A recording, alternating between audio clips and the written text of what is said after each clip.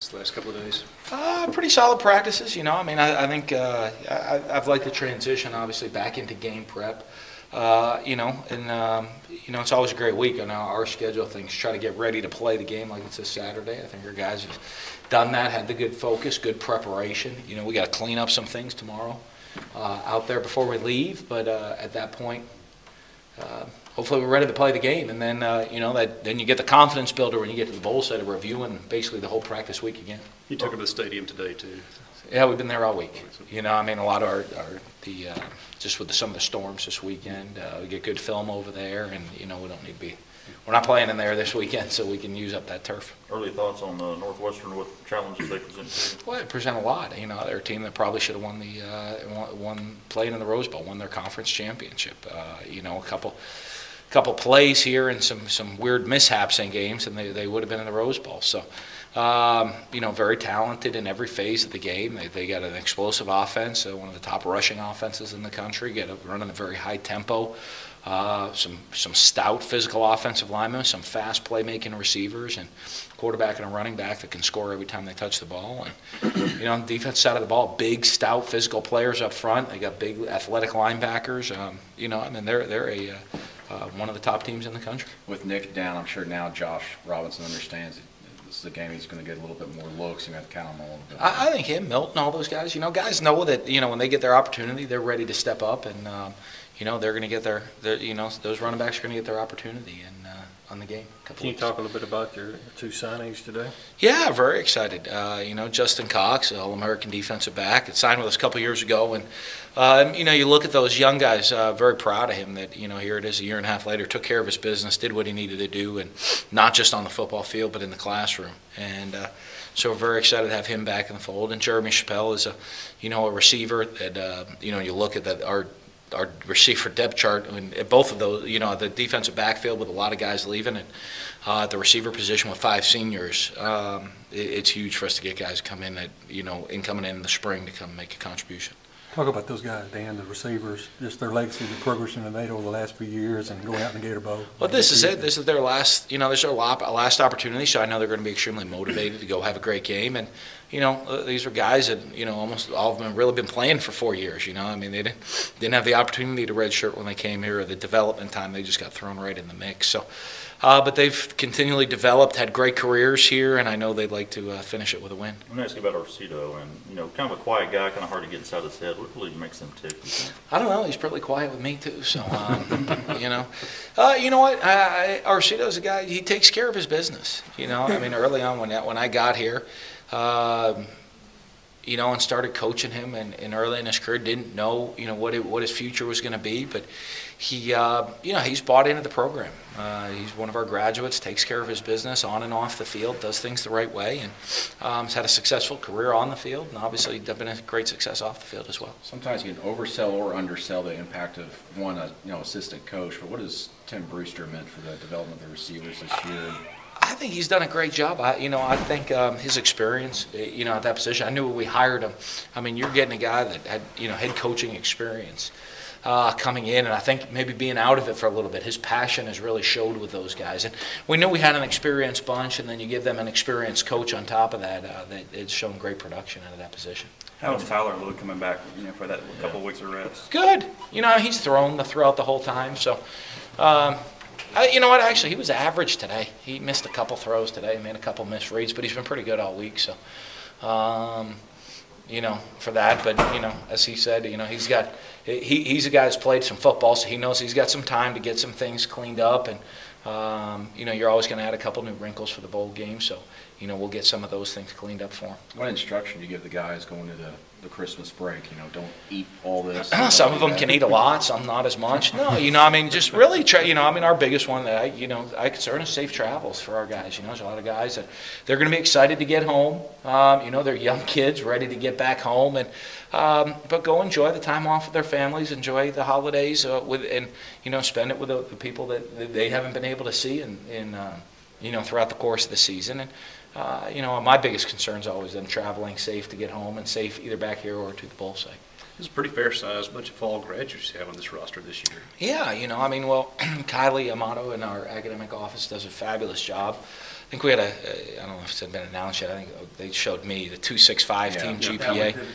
Yeah, and that, I was told it might even go up because a couple kids got some grades changed because our guys are pretty competitive, and so they want those grades even higher. So, but she does a great job with those guys, and even throughout the time, I think we're going to have, we're going to have more and more guys in graduate school playing on the football team here in the future. Everybody can be okay eligibility-wise going to the bowl? Ah, boy.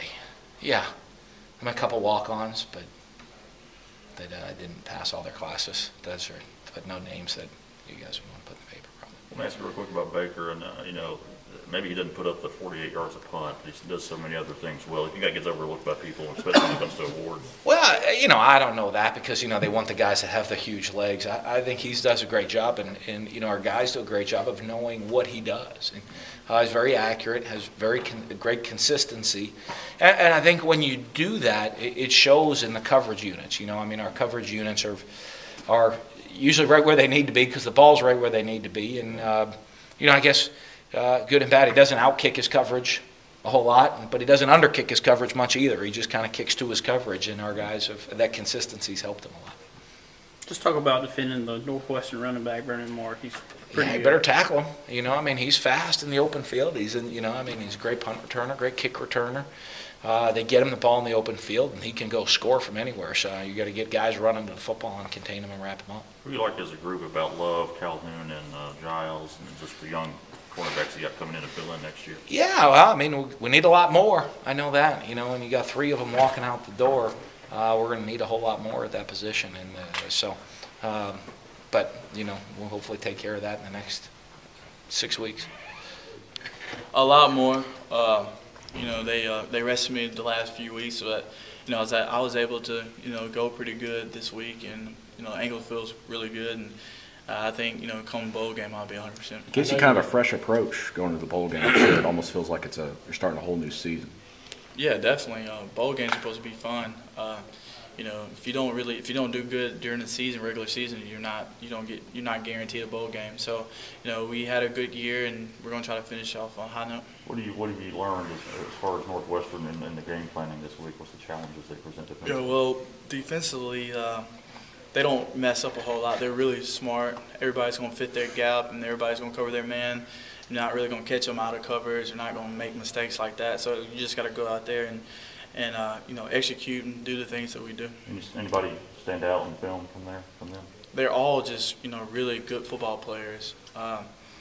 They got some really athletic corners and safeties and stuff like that, and their D line is pretty good too. So just got to go out there and execute. You look at your first year as a full-time starter. You set several records. You had a very good season.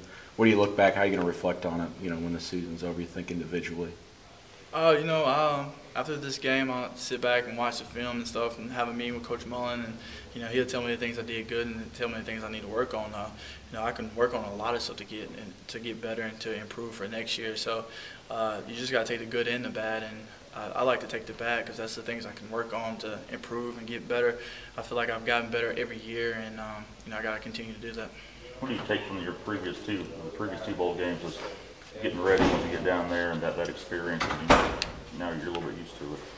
Well, you come back tomorrow, practice, go home for a few days after Christmas, and you go to the bowl site. Then it's all just you got to be able to go out there, execute the game plan and stuff like that, and just stay focused really.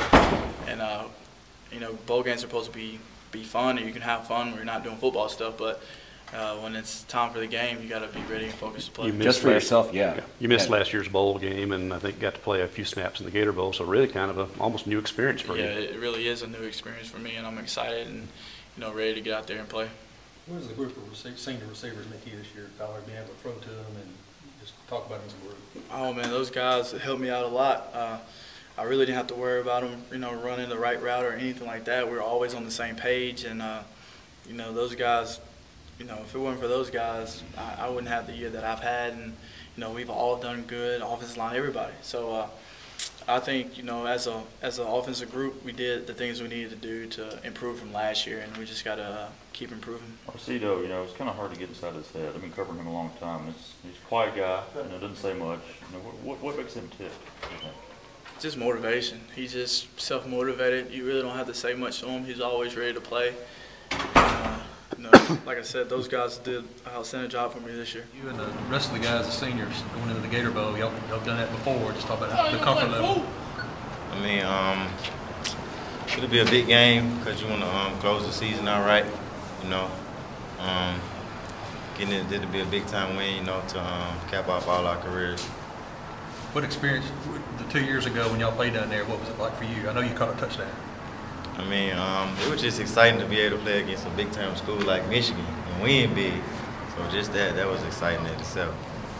I was talking to you the other day, Arcito. I'm still trying to figure out, what really makes you tick? I know you're a quiet guy that didn't say much, but there's something in there that drives you, obviously.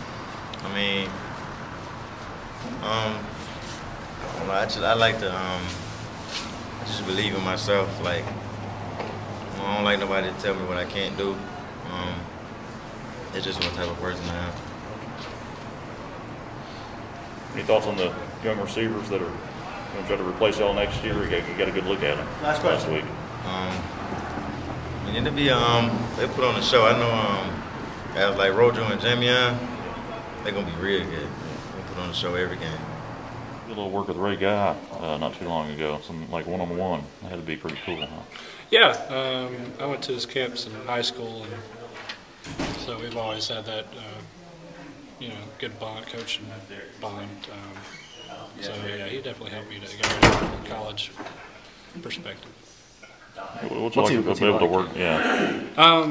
Really laid back. Your typical, like, if you imagine just a tall, skinny country boy, it's really all he is. I mean, we'll talk about punting, and then we'll be talking about what we had for breakfast earlier that day.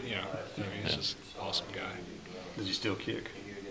I haven't seen him. He says his back is too messed up. So, but I wish I could. I looked him up on YouTube. So. What did he emphasize with you as far as what did he wanted you to work on and do well?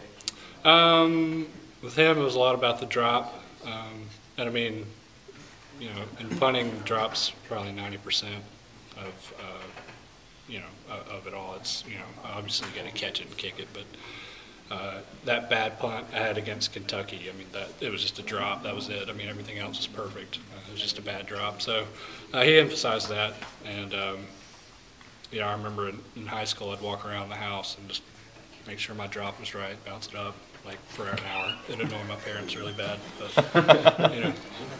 They don't complain now, do they? Because it paid off. No. They're thrilled because they raised me a State fan, so it's they get in their own little mode before the game. You look at your net punting average. Are you surprised you weren't in the conversation for any awards or anything like that? Well, obviously I'm a little disappointed, but it's definitely not a main thing I worry about. Something interesting, they call it the Ray Guy Award, but it seems like they're more concerned about who averages the most. And Ray Guy averaged like 42 yards his whole career. So